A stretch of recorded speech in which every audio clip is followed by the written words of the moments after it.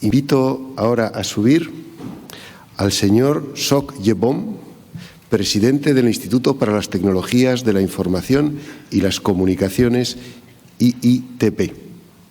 Por favor.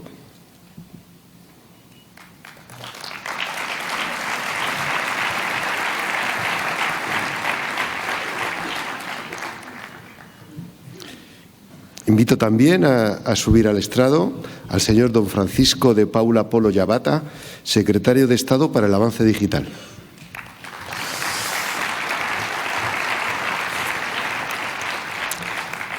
También invito al señor Min Won-ki, viceministro de Ciencia y Tecnologías de la Información y las Comunicaciones de Corea.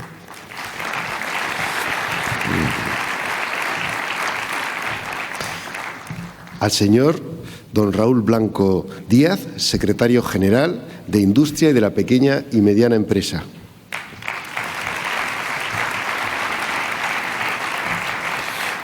Modera la mesa la señora doña María Peña Mateos, consejera delegada del ICEX. Gracias. Gracias.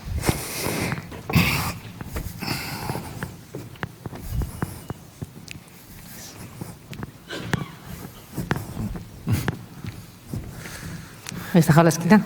Gracias.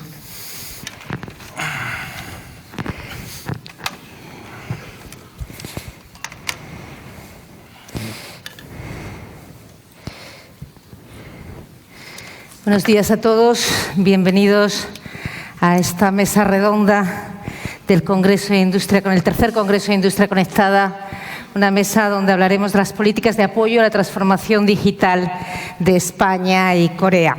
Corea, que como decíamos en la introducción de la mesa y como bien nos ha explicado el viceministro Min, es un país líder en todo lo que se refiere a economía digital, y es desde este país de donde están viniendo gran parte de las ideas, los retos, los cambios tecnológicos, culturales, económicos, que hoy están transformando totalmente el ámbito de nuestra economía global a la cual estamos acostumbrados. Están transformando las fronteras entre los sectores, la forma de conectarnos, productores y consumidores, la forma de competir de las empresas y el propio concepto de la industria en sí mismo. La verdad es que para mí, como consejera delegada de una entidad encargada o que trabaja en la internacionalización de la economía, es un gran honor estar moderando esta mesa con algunos de los protagonistas que definen esas tendencias tecnológicas, esas tendencias culturales, económicas y sociales que están marcando hoy la economía global.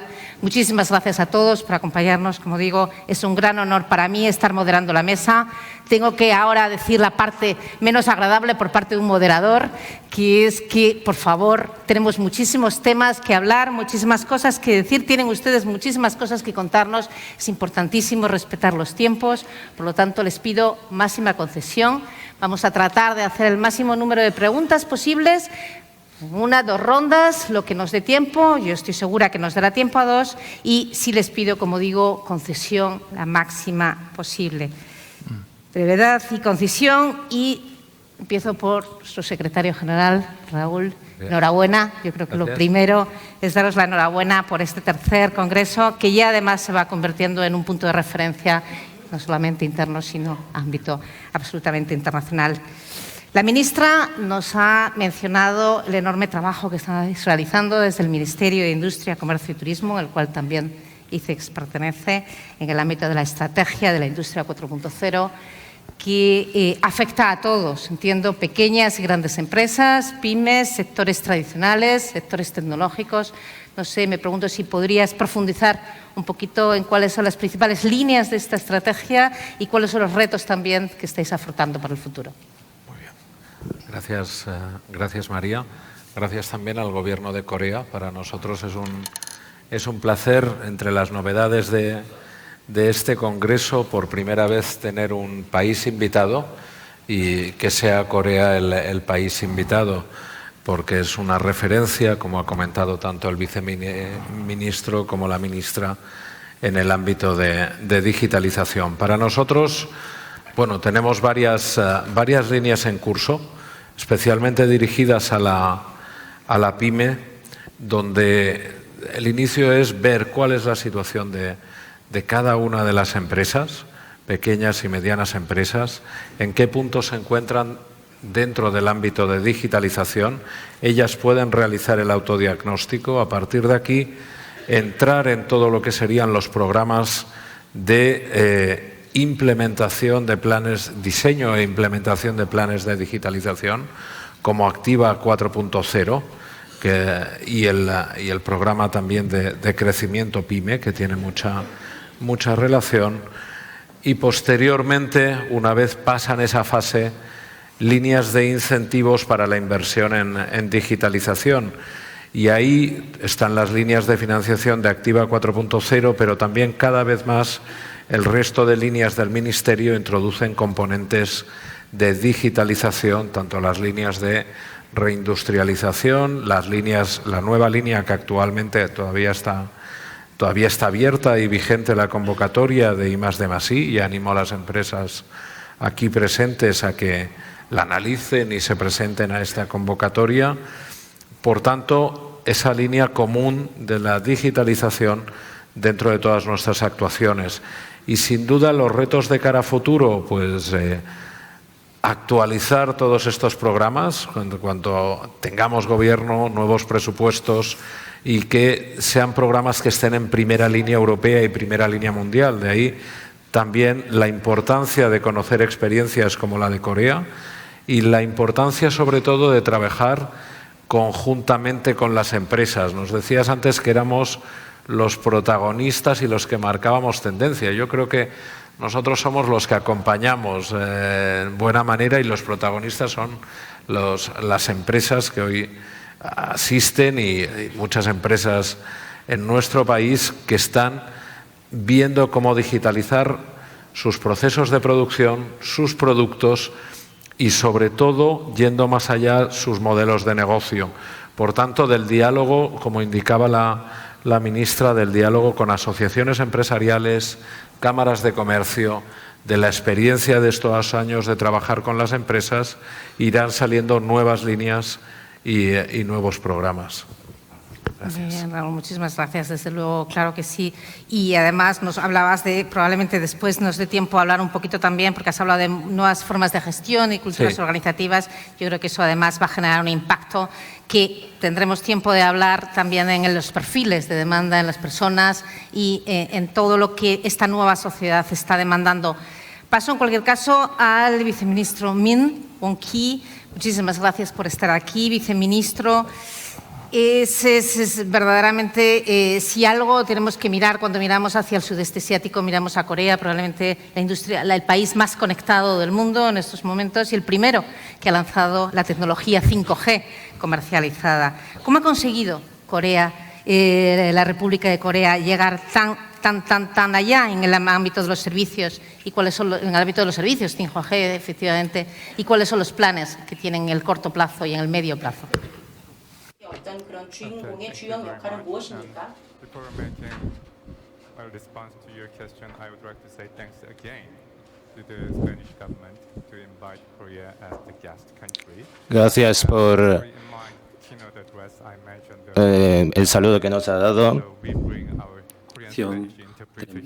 Tenemos a nuestros intérpretes coreanos. A partir de ahora voy a hablar en coreano. Ahora.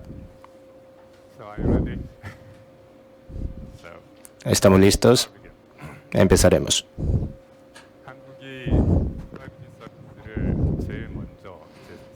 Corea empezó a comercializar de forma comercial 5G primeramente en el mundo. La razón por la cual hemos comercializado por primera vez en el mundo, Corea tiene características diferentes al resto del mundo. Es uno de los pocos países del mundo que tiene tanto lo que es la tecnología, información y comunicación muy relacionado con la industria, por lo cual somos conscientes de que si se comercializaba cuanto antes 5G, era una ventaja mayor en la industria. Y hemos hecho, de hecho, en las Olimpiadas de invierno de Pyeongchang del año 2018. Y ahí fue un ejemplo que hemos dado. Y en abril de este año 2019 hemos comercializado de forma oficial por primera vez en el mundo. Corea y España es uno de los pocos países del mundo que comercializa 5G. En Corea, los clientes que utilizan el servicio de 5G superan los 4 millones. Y luego, hasta finales de este año, está previsto que se prepare bases de estación correspondiente que dé cobertura a 93%. No es un 5G en el cual que se supone un avance de 4G a 5G, sino nosotros pensamos que es un paradigma diferente al resto del mundo. No se trata de un servicio a una velocidad mayor. Obviamente sabemos, tenemos lo que se llama las tres características mucho más famosas, que es la poca latencia, la velocidad máxima y luego una gran masa y cantidad correspondiente, en el cual nosotros podemos ver que podemos servir servicios novedosos como drones. El 5G nuevo es una aplicación en la industria en la cual sirve como un motor impulsor de cambio y de transformación. Bajo ese concepto, el gobierno coreano ha lanzado la política 5G+. Y eso significa que daríamos impulso a 10 servicios, a 10 industrias correspondientes y a 5 servicios que se podía utilizar con 5G. Y como hemos dicho, con esto es una base, una piedra angular para fomentar 600.000 puestos de trabajo nuevos y que también sea un motor impulsor para los próximos 10 años. Como acaba de referir el secretario general de Industria y PYME, es una colaboración y una cooperación internacional, porque 5G es una tecnología estándar para el mundo. No se puede hacer y no puede ser desarrollado por un solo país, sino muchos países juntos. Y en Egipto actualmente están celebrando WIC, en el cual ahí se está discutiendo cómo se va a estandarizar lo que es la tecnología 5G. A base de ese acuerdo que se llegue, pues creemos que tanto España como Corea sean dos países que lideren este servicio. Hasta aquí. Gracias.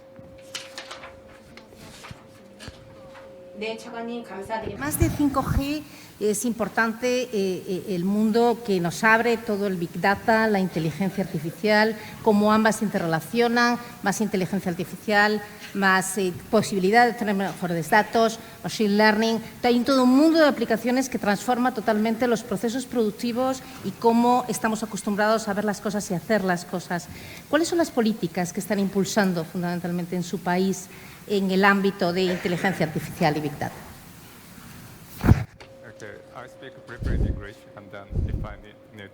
Voy a hablar primeramente en inglés, pero luego me apoyaré en coreano.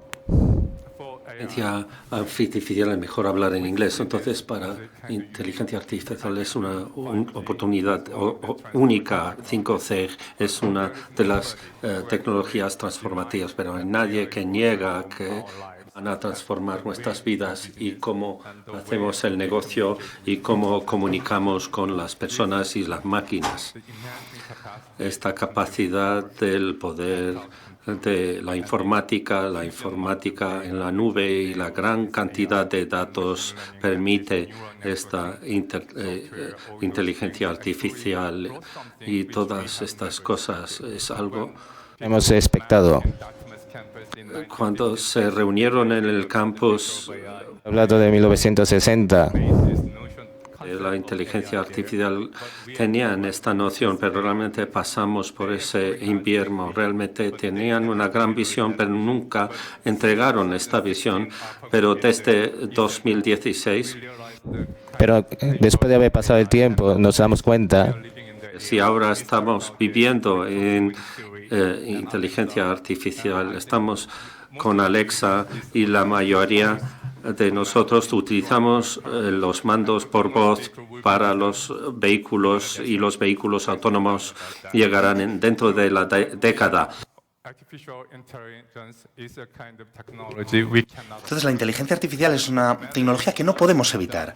El tema es cómo adaptar esta tecnología para nuestra economía. Este es el motivo por el que creo que muchos países han establecido una estrategia nacional para la inteligencia artificial. Corea no es una excepción. El año pasado creamos nuestra propia estrategia y respaldamos sobremanera todas las instituciones académicas y de otras categorías que están analizando esta tecnología, el tipo del machine learning y demás, y nos estamos dando cuenta de que ahora mismo quizá no es suficiente. Entonces, simplemente tiene que quedar claro que Corea quiere estar ahí, por supuesto, quiere ser el líder en materia de inteligencia artificial. Hemos sido líder en el sector de la tecnología de la información, entonces queremos seguir esta estrategia de inteligencia artificial, queremos desarrollarla totalmente para finales de año. Esto va a abarcar todo, pero lo más importante en este caso es cómo, digamos, nutrir el talento. Es decir, cuando estamos analizando esta industria de la inteligencia artificial, los ingenieros pueden marcar la diferencia cuando analizamos, por ejemplo, a los ingenieros que tenemos en Google, en Amazon, en cualquier entidad, son los que al final pueden marcar la diferencia de cómo se pergeña una estrategia. Entonces, creo que esto es importante. En el caso de Corea tenemos que estar bien organizados y tenemos que ser conscientes de que tenemos que recopilar todo y poder extraer el máximo beneficio. Este es el motivo por el que en nuestra estrategia de inteligencia artificial prevemos los procedimientos que estamos desarrollando. Por ejemplo, este año decidimos configurar una escuela para estudiantes de inteligencia artificial, y lo que hicimos, el gobierno ofrece becas para que los estudiantes puedan participar en esta nueva escuela y se está convirtiendo en algo muy popular. Entonces, ahora mismo estamos pensando crear más escuelas de estas características, tanto de estudios universitarios como de otro tipo, y tenemos el plan de expandir esto a 20 escuelas a finales de 2021. Una vez más, me gustaría hacer hincapié en la importancia de la cooperación y la colaboración entre los diferentes países, especialmente entre los países con economías desarrolladas como España y Corea. Hay muchísimos aspectos comunes que nos unen y tenemos gente extraordinaria, pero no tenemos, digamos, gente a lo mejor como Estados Unidos o China. Entonces, en este sentido, creo que hay margen de colaboración y cooperación entre ambos países. Podría estar más de acuerdo con usted, viceministro, sobre la importancia de la colaboración, la importancia de la cooperación, la importancia de ir formando a las nuevas generaciones y probablemente muchos retos de los que hablaremos después, también en su rol como presidente del Comité de Polieconomía Digital de la OCDE, muchos retos que abre la inteligencia artificial. Me gustaría pasar ahora al señor secretario de Estado, Francisco Polo. Es importantísimo, evidentemente, el rol de la Secretaría de Estado como líder, como implementadores de la agenda digital en este país. Y lo hemos mencionado también, no solamente Corea es uno de los países conectados del mundo, sino nosotros también nos encontramos entre los países más conectados del mundo y probablemente con una fortísima penetración también en la red de fibra óptica, 5G. Me gustaría conocer las prioridades de la agenda, secretario de Estado, y cuáles son los principales retos también a los cuales se enfrentan desde ese ámbito de la conectividad. Bueno, buenos días. Muchísimas gracias por invitarme a la mesa. Yo creo que uno de los principales retos que tiene nuestro país es en ocasiones confundir el orgullo de país con la arrogancia, ¿no? Y en muchas ocasiones solemos decir, se oye mucho en los medios de comunicación, ¿no?, que en España hace falta todavía mucho esfuerzo por conectar a la gente, porque la gente tenga acceso a las infraestructuras. Y la realidad, y no es por hacer una venta de gobierno o defensa de la acción, sino una defensa de los hechos, ¿no? De la realidad de dónde está España, sí que quería compartir cuál es la situación de España en despliegue de redes, cosa que es fundamental para la preparación de las siguientes etapas del 5G, ¿no? Y en cuestión de despliegue de la fibra óptica hasta el hogar, por ejemplo, España es uno de los 3 primeros países del mundo. De hecho, es el tercero después de Corea y de Japón. De hecho, alcanzamos, la fibra alcanza hasta 14 millones de hogares en nuestro país. Pero hay mucho más, ¿no? Y me gustaría también compartir otros datos que creo que son importantes. A junio de 2018, es decir, unos datos que actualizaremos dentro de poco, la cobertura de 30 megas, es decir, una cobertura básica, pero también suficiente para poder iniciar un negocio online, llega al 85% de la población española. Y la conectividad de alta velocidad, la cobertura de 100 megabits por segundo, en junio de 2018 estaba por encima del 81%. La cuestión es que España y este gobierno ha decidido no cejar en ese esfuerzo y hemos decidido continuar implantando y desarrollando lo que llamamos el plan de extensión de la banda ancha. Y con las acciones que hemos puesto en marcha este mismo año, prevemos que tenga el siguiente efecto, y es que la cobertura de fibra óptica llegue al 92% cuando finalicen las acciones del PEVA, que está ahora mismo desarrollándose, y que en 2 o 3 años lleguemos al 100% de cobertura sobre la población. Y sobre todo, otra cuestión, ¿no?, de la que generalmente hablamos no siempre positivamente. En cuanto a la cobertura móvil, la cobertura de 4G, estamos actualmente ya en una cobertura por encima del 99% de la población. Y quería sacar pecho o que sintamos orgullo como país, que significa no creer más ni menos de lo que somos como país en cuanto a despliegue de la fibra óptica, porque la fibra óptica es fundamental para el despliegue del 5G, ¿no?, que será la palanca que nos permita pegar un gran salto hacia adelante, porque el 5G, como sabéis, se construye sobre esas redes de fibra óptica. Estamos, por lo tanto, perfectamente posicionados para ser uno de los países pioneros, no solamente en el despliegue, sino en el uso de las tecnologías de 5G. Pero no es suficiente, sino que hay que llevar a cabo otro tipo de actuaciones.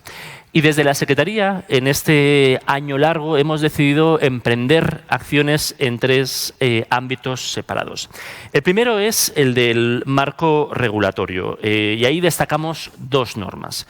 Como sabéis, en noviembre del año pasado se aprobó el Código Europeo de Comunicaciones Electrónicas y estamos en pleno trabajo para la transposición, una transposición que tendrá lugar a lo largo del año que viene. Y en cuanto a cuestiones realizadas, era fundamental para preparar el despliegue del 5G lo que hicimos en junio de este mismo año, que fue la aprobación del plan técnico de la TDT y que permite, como contaré a continuación, liberar la banda de frecuencia de 700 MHz donde se incorporará el 5G. Ligado con esto, el segundo eje de actuaciones, nada más llegar al gobierno, un gobierno que, recordemos, pues llegó con cierta velocidad y con las acciones sin haberse ralentizado lo más mínimo, decidimos abordar la cuestión y no permitir que la llegada de un gobierno en las condiciones en las que lo hizo significara el retraso ni en un solo día del despliegue del 5G en nuestro país. Y por eso realizamos sin demora la subasta de los 3,6 a 3,8 megahercios. Una subasta que tuvo unos resultados espectaculares y en condiciones similares de recaudación a las que tuvo en el resto de países de la Unión Europea. Y como hemos venido anunciando, estamos ya preparando la segunda subasta del espectro, estos 700 megahercios a los que hacía referencia, y que, como hemos comprometido, será una subasta que tendrá lugar durante el primer trimestre de 2020, durante el primer trimestre del año que viene. Y en tercer lugar, y de hecho ya lo hemos mencionado aquí, de nada sirve tener el mejor despliegue de fibra óptica, de nada sirve ser los primeros en desplegar 5G si no sabemos qué es lo que queremos hacer con ese 5G, porque hay muchas promesas y hay que empezar a convertir las promesas en realidades concretas, en modelos de negocio, en modos de uso del 5G. Y por eso lanzamos este mismo año una primera convocatoria pública de proyectos piloto, 2 grandes proyectos piloto que ya han sido adjudicados y que ya están siendo presentados y están puestos en marcha. Y ahora hemos lanzado ya una segunda convocatoria de proyectos piloto que hemos decidido mejorar, porque la convocatoria anterior nos venía dada, solamente permitía 2 proyectos piloto. Hemos decidido extenderlo a 11 proyectos piloto que van a permitir que hasta 11 comunidades autónomas puedan ver estos proyectos desarrollándose en sus comunidades. Unos proyectos que además no solamente llevan a cabo el Estado con los grandes operadores, sino que obliga a la participación de pequeñas y medianas empresas, de startups, de instituciones, de universidades, para que ese conocimiento sea compartido en el conjunto de la sociedad. Y hemos hecho más. También durante este año hemos puesto en marcha el Observatorio Nacional 5G, una iniciativa conjunta con el Mobile World Congress, con la fundación del Mobile World Congress, con una doble capitalidad en Barcelona y en Madrid, que se va a dedicar a recoger estas mejores prácticas, no solamente las que podamos desarrollar en España, sino todas las que hay alrededor del mundo, colaborando con países como Corea, que ha sido uno de los primeros en desplegar, para que estemos preparados y podamos realmente desplegar ya no solamente la tecnología, sino los modelos de negocio que permitirá a España a situarse en la vanguardia. Para finalizar, lo dicho, este Gobierno se ha tomado muy en serio la cuestión del despliegue del 5G. Nuestro objetivo desde el primer día fue dar seguridad y confianza al sector y por eso llevamos a cabo la primera subasta del espectro. Aprobamos en tiempo la hoja de ruta del segundo dividendo digital. Pusimos en marcha los primeros proyectos piloto.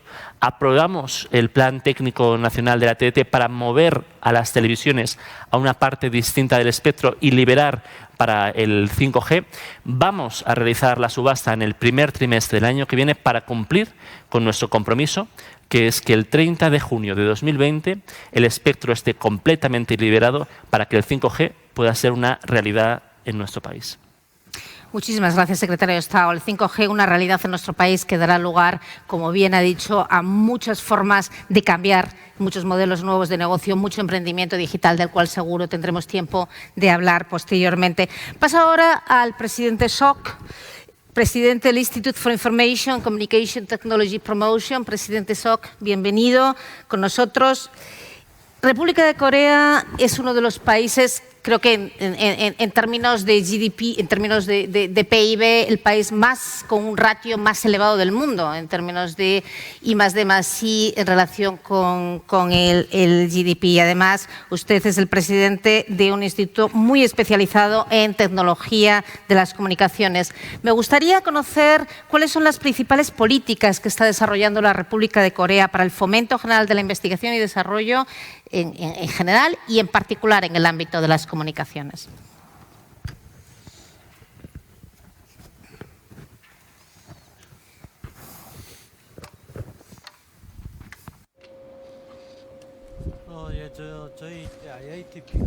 Nosotros, los ITP, somos los encargados de planear lo que es I+D de la sesión de TIC. Nuestra gestión principal y nuestra labor es esa, gestionar y planificar la inversión. Cada año aproximadamente nosotros estamos invirtiendo alrededor de $1 billón. Y los objetivos o las partes correspondientes es lo que es, podemos ver en la comunicación, en la emisión, también en software, lo que es bloques de cadena, los dispositivos correspondientes a la novedad del TIC y engloba a toda esa parte.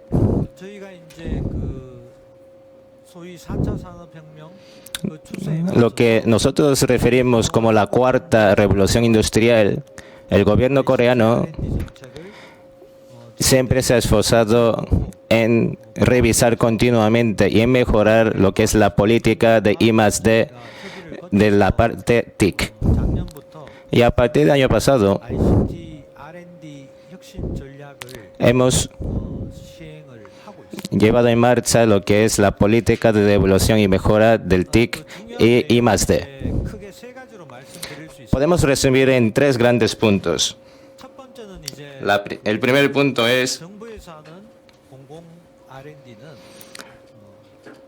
la investigación, el de I+D realizado por el gobierno o un organismo público es la parte en la cual se necesita mayor inversión y al mismo tiempo corresponde a mayor riesgo. Y eso es lo que se encarga de lo que es la parte pública. Un ejemplo práctico, como acaba de referir el viceministro Min, en el desarrollo de la tecnología 5G, no solamente estamos esforzando en mejorar y ser pioneros en 5G, sino también en prepararnos para la 6ª generación. También estamos esforzando para semiconductores inteligentes que va a cambiar el mundo y tecnología quantum correspondiente en el cual se necesita una gran inversión y además es una inversión con riesgo.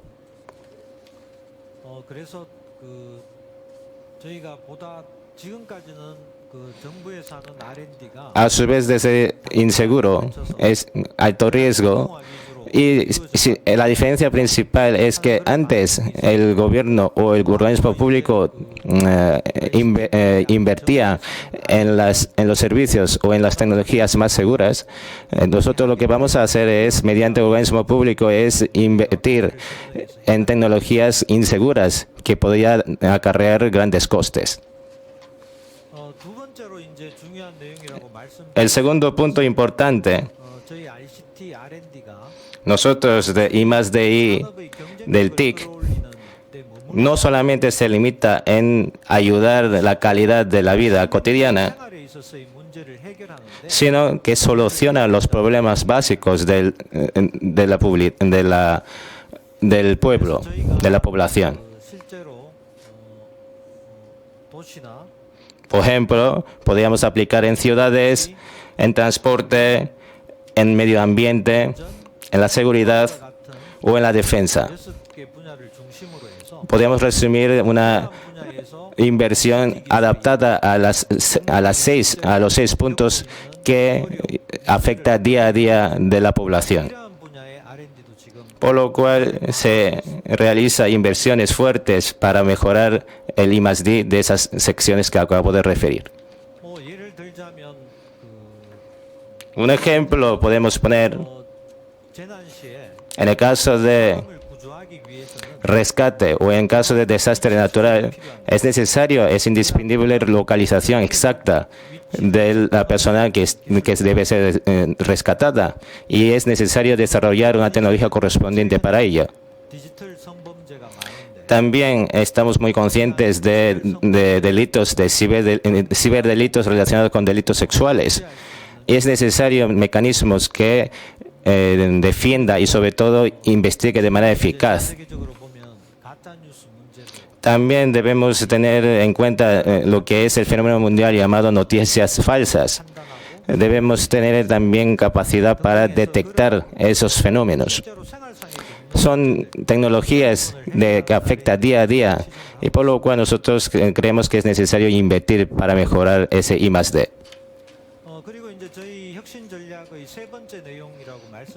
Y el tercer punto de nuestra institución es cómo manejar la investigación en sí. Los I+D del gobierno controlaba exhaustivamente todo el tema de investigación y desarrollo.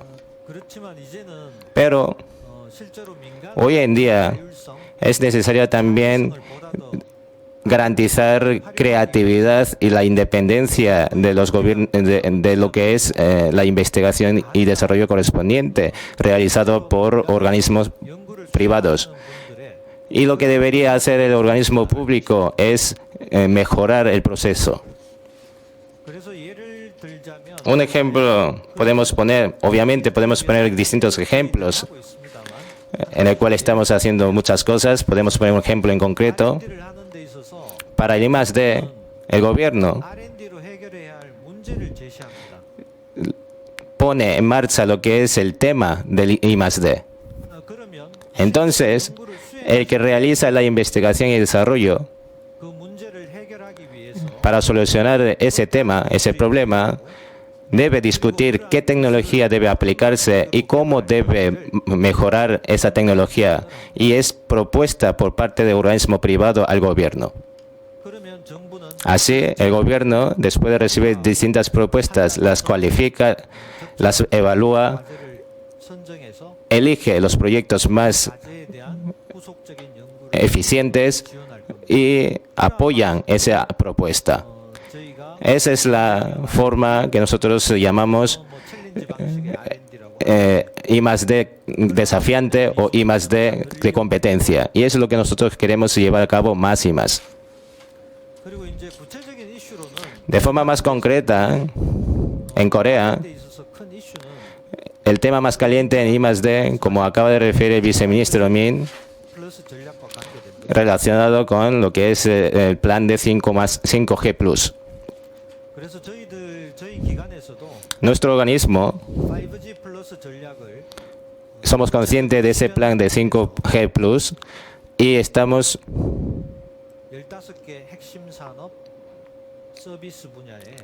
viendo y hemos seleccionado 15 servicios y tecnologías estratégicos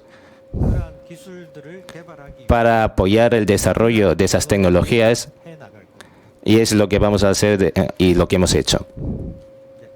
Hasta aquí.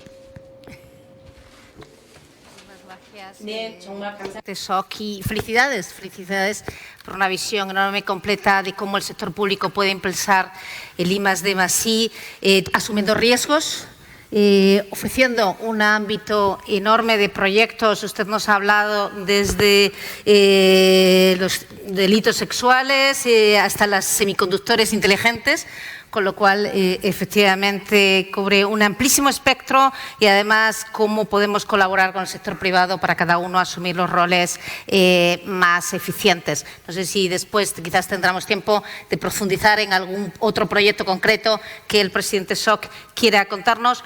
Por el momento paso nuevamente al secretario de Estado. 5G, conectividad, fibra óptica, imprescindible también para impulsar el emprendimiento, imprescindible también para impulsar los sectores digitales.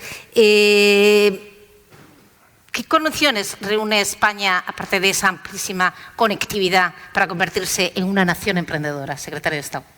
Bueno, pues justo en la anterior intervención hablaba del orgullo o de lo que tiene que ser la humildad, que no es ni ser más ni menos, ¿no?, de lo que uno es. Y la cuestión es que si fuera simplemente por el despliegue de infraestructuras lo que marcara o que hubiera una correlación con el avance económico y por lo tanto ser uno de los países más digitalizados o una de las mayores potencias económicas en cuestiones de digitalización o de innovación, ya estaríamos ahí. Y sin embargo, la realidad es bien distinta. Con lo cual, tenemos que ser conscientes de que no existe esa correlación. No es solamente una cuestión de desplegar fibra óptica, no es solamente una cuestión de llegar a ser los primeros en desplegar el 5G o incluso saber lo que se puede hacer encima. Tenemos que pensar qué es lo que circula, lo que queremos que circule por esa red de fibra óptica. Tenemos que saber qué es lo que queremos que se despliegue sobre el 5G. ¿Quiénes van a estar trabajando sobre ello? Y por eso este gobierno ha empezado a trabajar en lo que es la otra mitad, el trabajo que desafortunadamente todavía no se había hecho. Y esa estrategia ya tiene un nombre, es la Estrategia España Nación Emprendedora, que en realidad no tiene mucho que ver con los emprendedores o con los emprendedores tecnológicos, sino que es lo que llamamos una misión de país. Del mismo modo que Kennedy en los años 60 hizo un discurso y dijo que en menos de 10 años iban a poner a un hombre en la Luna, y se cumplió, y eso supuso el mayor avance tecnológico del país en cuestión de materiales, de combustibles, de tecnologías de la comunicación, incluso de la alimentación, para ver cómo los astronautas podían comer en el espacio. En España queremos seguir el mismo modelo, un modelo que en realidad ya ha sido muy estudiado y que está empezando a implantarse en varios países, que es el trabajo por misiones. La Estrategia España Nación Emprendedora es una misión, y esa misión tiene también una visión que queremos realizar. La visión que queremos realizar es que en 10 años o menos España sea reconocida como la siguiente Startup Nation, como la siguiente nación emprendedora. ¿Qué queremos hacer? ¿Cuál es la estructura de esa estrategia? En primer lugar, y la plantearíamos como si fuera una pirámide, en el vértice, ahí sí, evidentemente, ponemos a los emprendedores. ¿Por qué? ¿Porque nos guste, porque suena bien o porque es la gente de moda? No. Porque científicamente ya se ha demostrado que el sector del emprendimiento tecnológico, las denominadas gacelas, las startups, son las empresas que generan los mayores incrementos de la productividad en el más corto plazo. Y ese es uno de los grandes retos del conjunto de la economía española. Por eso queremos mejorar ese ecosistema abordando 4 de los principales retos, que es el de la financiación, el segundo, el del talento, el tercero, el de la escalabilidad. Tenemos que dejar que sea el sueño del emprendedor vender su empresa y que el sueño pase a hacer crecer su empresa, que se convierta en una gran parte del empresariado español y que se dedique a comprar empresas fuera en lugar de vender. Y el cuarto reto, hacer de la administración pública, hacer del gobierno también un sector público emprendedor, en el sentido de que deja de ser percibido como una barrera para el emprendimiento y pasa a ser percibido como un aliado, y de hecho lo es. De hecho, una de las principales medidas que queremos aprobar en el vértice, hablo aquí en el vértice de esa pirámide, es la ley de startups, que viene precisamente a solucionar todas las barreras que existen en estos 4 retos. Pero la estrategia, como decía, no es una estrategia para los emprendedores o para las startups, es una estrategia para el conjunto de la economía y para el conjunto del país. Debajo de ese vértice de la pirámide vendría la parte media, el cuerpo de la pirámide. Y ahí es donde entra la industria. Y sobre todo los principales sectores industriales de nuestro país. Aquellos sectores industriales en los que ya somos líderes. El objetivo del Gobierno de España es construir sobre el éxito y hacer que el sector del emprendimiento tecnológico, que tiene estos enormes crecimientos de la productividad, empiece a trabajar también de cara o juntamente con la industria española ese orgullo que tenemos de país. De hecho, hace poco estuve en Israel y me decían, ¿cómo es posible que vuestras startups no cuenten que tienen una economía enorme y con este sector industrial del que nosotros carecemos? Queremos que el sector del emprendimiento tecnológico y la industria empiecen a trabajar de la mano para trasladar esos incrementos de la productividad, pero también para resolver los grandes retos de este sector que comentaba. Un ejemplo de las medidas que queremos llevar a cabo y que se introducirá dentro de la ley de startups, incentivar, por ejemplo, entre otras medidas, el venture building corporativo o lo que llamamos la innovación abierta. Es decir, que la gran empresa española genere esos cinturones de emprendedores o de startups a su alrededor para absorber esa innovación, poder generar mejores productos y servicios y ser empresas mucho más competitivas tanto dentro como fuera de nuestras fronteras. Y para terminar, hablaba de la pirámide, en el vértice, los emprendedores o las startups, en el grueso, el sector industrial de nuestro país y en la base. En la base tiene que estar el grueso de la población, la ciudadanía, porque hablamos de transformar el país a través de una misión y para eso tenemos que capturar la imaginación de la gente. Tenemos que decirle a la gente cómo también van a poder beneficiarse de esta transformación digital. Y por eso, en esa base de la pirámide, hablamos de los grandes retos de la digitalización, de la brecha de género. Hay que incorporar al 50% de la población para que estén las empresas que van a dar forma al futuro. Cerrar la brecha territorial. No queremos solamente una digitalización de las dos grandes ciudades de nuestro país, de Barcelona y Madrid. Queremos, podemos y debemos integrar a todo el territorio y sacar provecho de ello. No permitir que la digitalización genere una brecha entre los jóvenes y los más mayores, porque ahí también está la experiencia y el know-how de cómo tener éxito en los negocios. En definitiva, queremos una visión de conjunto para así, en 10 años, conseguir que España sea reconocida como una Startup Nation, pero hacerlo con una personalidad propia. Y que esa personalidad propia sea que lo hemos hecho y que hemos tenido un gran éxito sin dejar a nadie atrás. Muchísimas gracias, secretaria de Estado. Dos cosas destacaría fundamentalmente de su última intervención. La primera, evidentemente, la internacionalización, ese programa Desafía que compartimos con el ICEX al 50%, ese exitoso viaje a Tel Aviv y otros muchos que seguiremos trabajando. Y el segundo elemento, evidentemente, las personas, el foco en las personas, ¿no? Y en esto me gustaría volver nuevamente al viceministro Min, puesto que no solamente es viceministro, sino que también es el presidente del Committee on Digital Economy Policy de la OCDE. Y es enormemente importante desde esa labor las recomendaciones, el papel, las indicaciones que nos manda la OCDE desde el punto de vista de cómo poner en el centro a las personas y cómo la inteligencia artificial tiene que ponerse efectivamente al servicio de las personas en todos los ámbitos, ¿no? Lo que entramos en un mundo mucho más complejo de protección de datos, de manipulación, de fake news, como hablaba el presidente. ¿Qué es el trabajo que está realizando la OCDE en ese ámbito, presidente?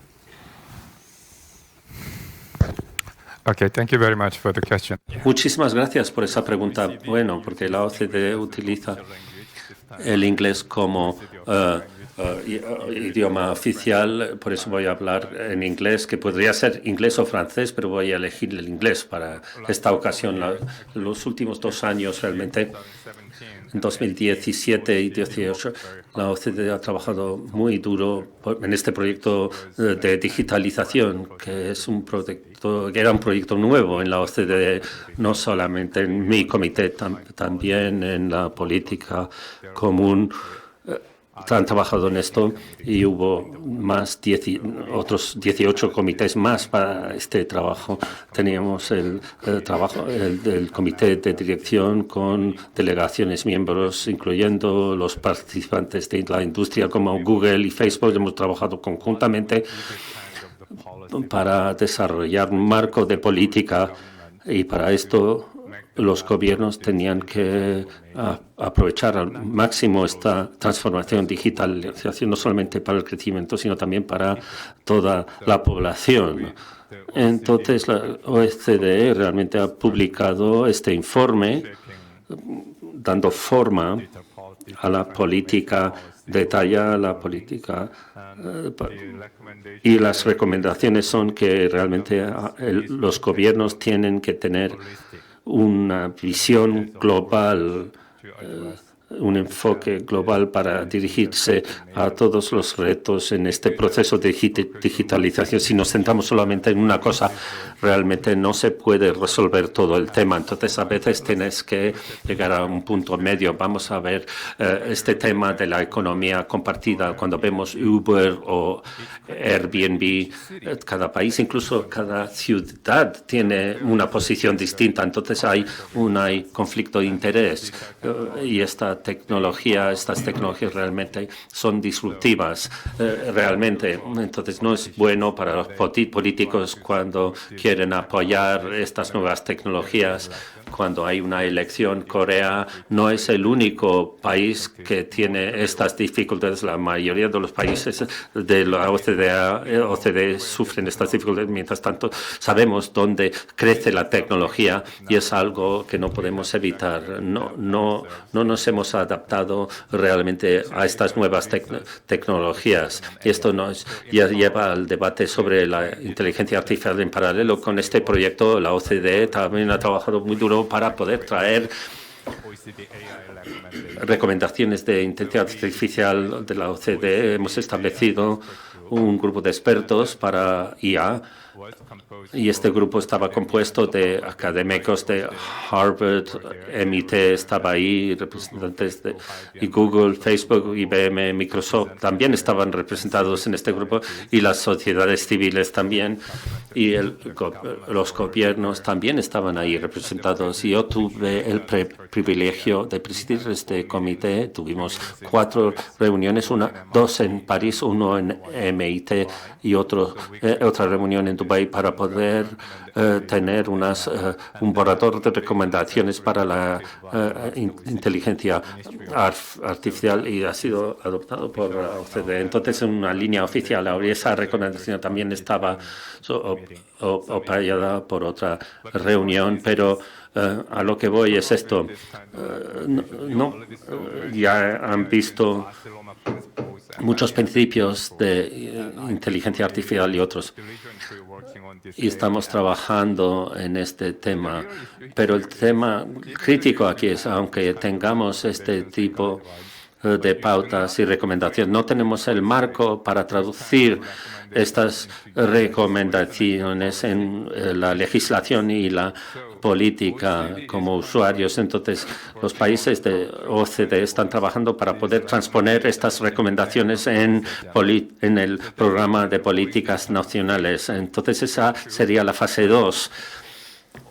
Y la OCDE ya tiene que este observatorio de IA, si tenéis la oportunidad, podéis visitarlo, donde podéis encontrar ahí países miembros, estrategias políticas, incluyendo las iniciativas privadas para IA y desarrollo de conocimiento. Se puede utilizar como un punto de referencia acerca de lo que está ocurriendo en el mundo con la inteligencia artificial. Cuando miramos este tema de IA, hemos hablado del aprendizaje con máquinas, del cloud computing, del big data, pero entonces un kit estupendo, muy pequeño, en los países en sudeste de África, aunque sea pequeño en África, también pueden cambiar el mundo con una idea. Y realmente, mirad el teléfono inteligente, el smartphone. Este tiene mucha más potencia que un superordenador de los años 80, tiene mucha más potencia. Entonces tenemos esto en nuestro bolsillo, cada uno de nosotros. Y eso significa que podemos hacer muchísimas cosas con esta máquina si tenemos ideas. Y si no tenemos ningún principio, si no tenemos pautas comunes que establezcan algún tipo de visión para esta inteligencia artificial, podría beneficiar a toda la humanidad y no destruirla. Entonces, lo que tenemos que hacer, por lo tanto, es no solamente trabajar en políticas, también tenemos que hablarlo con la sociedad civil, no solamente las universidades, los jóvenes, en los colegios, los institutos también, y explicarles lo que pueden hacer. Y tenemos que trabajar conjuntamente en la OCDE, estamos trabajando en esto, y realmente la OCDE tiene una contribución de un país muy fuerte, España, y estamos esperando que podemos depender de España una vez más en la fase 2 de este proyecto. Muchas gracias. Viceministro, la verdad es que son muchos los ámbitos, evidentemente. Iba a hacer una pregunta al secretario general sobre qué significa tener a Corea como país invitado en este congreso, pero la verdad es que a lo largo de toda la mesa hemos estado descubriendo prácticamente la respuesta. Bueno, como nos quedan muchas preguntas por hacer y nos queda ya muy poquito tiempo, contábamos antes con más, menos, voy a seguir en el tema que el secretario de Estado, presidente, el viceministro nos han intervenido, que es poner en el centro las personas, ¿no? Y también yo creo que es enormemente importante desde su puesto de secretario general de la Industria y de la PYME hablar del impacto de la tecnología, cómo está cambiando las formas incluso de trabajar, los hábitos, los perfiles, el impacto en el empleo, cómo podemos hacer para crear más empleo de más calidad sin que la digitalización efectivamente nos rompa nuestros esquemas en el mercado, ¿no? Perfecto.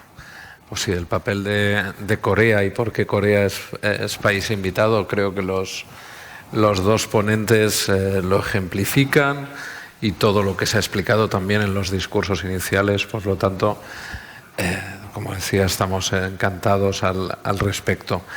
Respecto a las personas y dando continuidad a lo que estaba comentando el viceministro.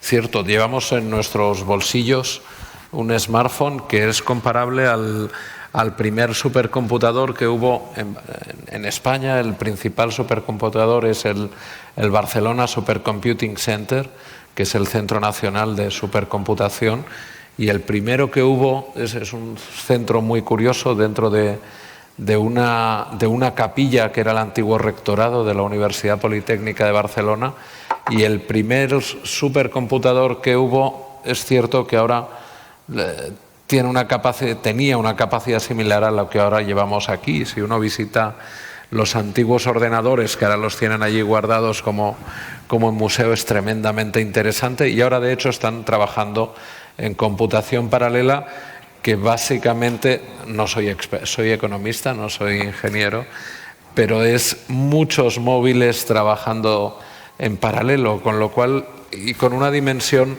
mucho más reducida físicamente. Con lo cual ahí tenemos, conectando con la pregunta evidentemente de las personas, varios temas. El primero es el impacto que esto tiene sobre los modelos de negocio, y esto muchas veces lo explicamos, y es que el poder un poco ha cambiado. Antes las revoluciones industriales iban de la industria hacia la sociedad, y ahora es la sociedad, los consumidores, los que con su smartphone, sus decisiones, están transformando muchos sectores económicos, y está, en este caso, la industria. Por tanto, el papel del cliente central y de los consumidores, cambiando modelos de negocio en ámbitos como la automoción, cambiando modelos de negocio en ámbitos como las empresas que tenemos de patrocinadoras.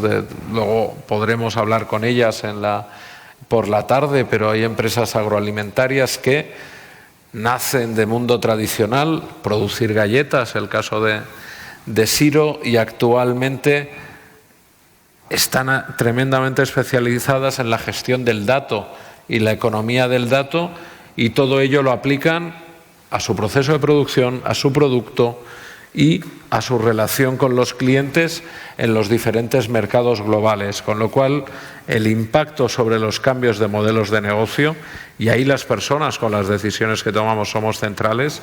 Dos, el ámbito de los perfiles. Evidentemente este cambio de modelos de negocio hace que necesitemos nuevos perfiles. Va a haber cambio, va a haber transformaciones. Vamos a pasar de una industria, por ejemplo, en el caso de la automoción, donde producíamos, en los últimos 100 años se han producido vehículos y uno necesitaba pues toda una serie de operarios, ingenieros especializados en ese sector, a un ámbito mucho más amplio, un ámbito de movilidad en un entorno de innovación abierta continua, como comentaba el secretario de Estado, donde la interacción entre las grandes compañías, startups que nacen en el ámbito de movilidad, en el ámbito de tecnologías de la información y que van a participar de ese ecosistema de la movilidad, y ahí se necesitan muchos perfiles nuevos. El perfil va a seguir, evidentemente, fabricándose vehículos, pero el perfil de cómo se gestiona la movilidad, ahí vamos a necesitar expertos en gestionar datos, como el vehículo autónomo. Teníamos ocasión de hablarlo previamente en la conversación previa al Congreso con el viceministro. El vehículo autónomo, la importancia que va a tener, esos son datos en el vehículo, datos en la infraestructura, datos que van a ser gestionados también por las administraciones y por ese ecosistema de movilidad, y ahí necesitamos nuevos expertos. ¿Qué estamos haciendo? Pues ahí hay que trabajar con todo el sistema educativo, desde el ámbito de la formación profesional al ámbito universitario. En el ámbito del Ministerio tenemos la Escuela de Organización Industrial, la EOI, que también está por aquí su logo como colaborador principal, trabajando con perfiles profesionales, promoviendo los perfiles profesionales, en tanto que es la escuela de negocios más antigua de España, junto con empresas, junto con asociaciones empresariales, y también, un punto muy importante, llevando esos programas formativos y esas oportunidades a todo el territorio. Y esto lo comentaba el secretario de Estado. El ámbito de la digitalización, el ámbito se hablaba del 5G, nos da oportunidades no solo en el entorno urbano, sino que es perfectamente posible, en el caso de España, tener un proyecto empresarial, trabajar en el ámbito de digitalización a lo largo de todo el territorio, y sin duda eso se debe reforzar. Todo ello, ¿a qué nos debe conducir como objetivo último? 1, a que las personas estén en el centro. 2, a que todas estas actuaciones nos conduzcan a un incremento de la competitividad y, por tanto, de la productividad de nuestras empresas, de nuestros sectores y, finalmente, del conjunto de la economía española. Y partimos en buena línea. Yo este tema que comentaba de que debemos estar orgullosos del punto en el que estamos, a diferencia de las revoluciones industriales anteriores, donde partíamos de puntos muy rezagados, actualmente estamos en primera línea. Y yo creo que eso lo compartimos también con Corea. El punto de ser 2 países de un tamaño similar que han hecho un esfuerzo de convergencia y de situarse a primer nivel mundial en las últimas décadas muy, muy relevante. Y, por tanto, en esa línea vamos a trabajar. Muchísimas gracias, Raúl. Nos queda 1 minuto 26. No quisiera concluir antes de pasar por última vez la palabra al presidente SOC. Un segundo. Me gustaría saber si, dentro de todos, un minutito muy concretamente, si hay algún proyecto dentro de todo el abanico de proyectos tan importantes que está poniendo en marcha el ITP. ¿Le gustaría destacar muy brevemente alguno que pusiera a la cabeza de las prioridades del ITP? Presidente. 라고 생각하는 게 어떤 게 있으십니까? 원장님께서 말씀해 주십시오. Nosotros es un organismo que hemos dicho dedicado al I+D, pero lo más importante es también fomentar el personal capacitado. Recientemente el gobierno coreano, en base de software e inteligencia artificial, están creando y fomentando el personal inteligente, capacitados desde educación básica, de primaria, secundaria, y también para mejorar lo que es el trabajo, puesto de trabajo para los jóvenes, y también educación superior como en la universidad. el objetivo de nuestro gobierno es fomentar un personal competente, capacitado para ello. Había una cosa que quería recalcar, pero el viceministro ya adelantó, y una vez acaba de referir el viceministro refiriendo a un estudio posgrado correspondiente para inteligencia artificial después de la universidad. Otro de los planes que nosotros estamos realizando dentro de Corea es no solamente fomentar y conseguir personal relacionado en Corea solo, sino mandar a los estudiantes coreanos en distintos países y centros de investigación internacional para que justamente ese personal sean capacitados y competentes a nivel global. Y eso hemos realizado desde este año. Tengo que concluir. Yo creo que sí destacaría fundamentalmente 3 palabras que han surgido a lo largo de esta mesa. La primera es colaboración. La segunda es universidad, formación, y eso nos lleva a la tercera, que son personas. Yo creo que es enormemente importante. Quiero agradecer muchísimo a los 4 ponentes, primero por la rigurosidad en el tiempo. Creo que es la primera vez que me paso un segundo, prácticamente apenas ni un minuto, en el tiempo de moderación de una mesa. Y entre todos yo creo que hemos establecido las líneas básicas, que habéis establecido las líneas básicas de lo que debe ser efectivamente la tecnología puesta al servicio no solamente de una economía más eficiente, también de una economía más inclusiva y también de una economía evidentemente más sostenible, como bien mencionaba la ministra también en su intervención. Muchísimas gracias, felicidades, y ha sido un honor para mí poder acompañaros en esta mesa moderando. Gracias.